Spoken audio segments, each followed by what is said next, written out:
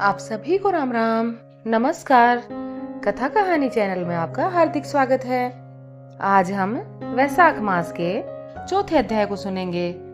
नारद जी ने कहा, हे राजन, जिस प्रकार दूध से दही और दही से घी श्रेष्ठ होता है, उसी प्रकार कार्तिक से माघ और माघ से वैशाख मास श्रेष्ठ है। इस मास में दान करना बरगद के बीज की तरह बढ़ता है। मेष की संक्रांति में भगवान का ध्यान करके स्नान करें। फिर भगवान की प्रार्थना करता हुआ यह कहे, हे देव, मैं वैशाख मास भर प्रातःकाल स्नान करने की कामना करता हूँ। आप इसे निर्विघ्न संपूर्ण कीजिए। हे प्रभु, मेरा अर्घ ग्रहण कीजिए। फिर वस्त्र धारण कर श्री विष्णु का फूलों से पूजन करें तथा वैशाख मास का महात्म्य सुने। ऐसा मनुष्य करोड़ों जन्मों के पापों से छूटकर मोक्ष को पाता है।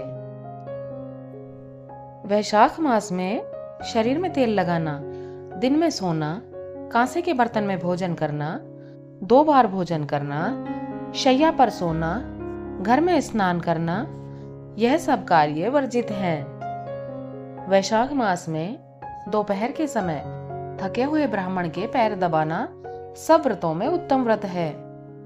जो दोपहर में आए हुए थके ब्राह्मणों को सुंदर आसन देकर उनके पैर दबाता है, वह सब बंधनों से मुक्त हो जाता है तथा गंगा आदि सब तीर्थों के स्नान का फल पाता है। वैशाख मास में जो स्नान नहीं करता और कमल पत्र पर भोजन नहीं करता, वह पहले गधे की योनि को प्राप्त होकर खच्चर की योनि को प्राप्त होता है। मनुष्य रोगहीन और मोटा ताजा होकर भी वैशाख मास में स्नान न करने से चांडाल योनि को प्राप्त होता है। वैशाख मास की संक्रांति के दिन जो बाहर जाकर किसी तीर्थ पर स्नान नहीं करता, वह 100 जन्म कुत्ते का जन्म लेता है। वैशाख मास में अन्नदान अथवा जलदान न करने से निश्चय पूर्वक कभी दुखों से मुक्त नहीं होता। वैशाख मास में नदी में स्नान करके भगवान विष्णु का ध्यान करने से निश्चय ही 3 जन्मों में किए हुए पाप नष्ट हो जाते हैं।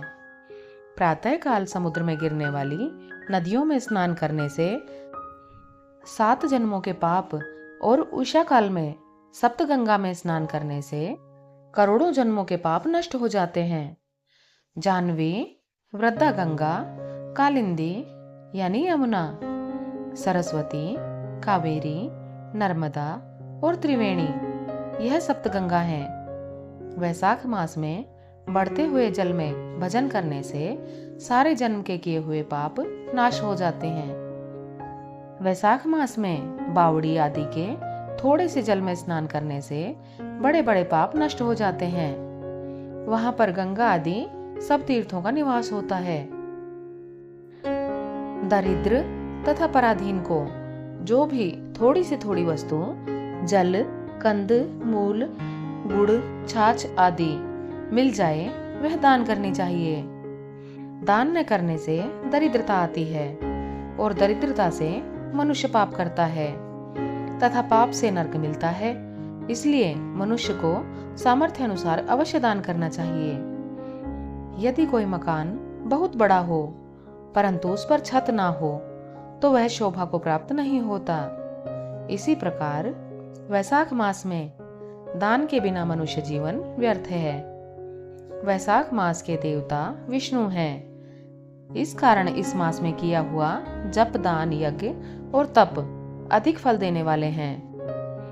अब हम भगवान की प्रार्थना करें। हे भगवान, मैं वैशाख मास की संक्रांति में स्नान करने की कामना करता हूँ।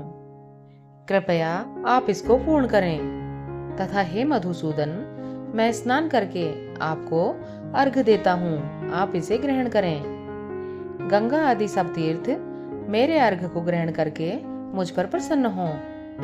आप सब पापियों पर भी कृपा करने वाले मेरे अर्घ को ग्रहण करें और यथोचित धन देवें। इस प्रकार अर्घ देकर स्नान करके वस्त्र पहन अपना नित्य नियम करें और वैशाख में उत्पन्न होने वाले फूलों से भगवान का पूजन करें।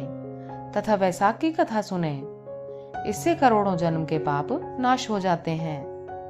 जो तुलसी दल से भगवान का पूजन करता है वह सार्वभौम राजा होकर अनेक जन्मों तक विविध सुखों को भोगता है और फिर अपने कितने ही कुलों के साथ विष्णु सायुज्य मुक्ति पाता है। वैशाख मास पुण्यदायी, मंगलकारी और मोक्षदायक है।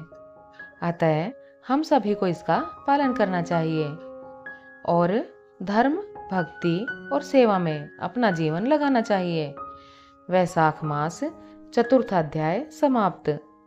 अगले अध्याय में हम फिर मिलेंगे। श्री हरि विष्णु की कृपा आप पर हमेशा बनी रहे। हमारी कथा कहानियां सुनने के लिए आपका हृदय से धन्यवाद। जय श्री हरि, जय वैशाख माह की महिमा।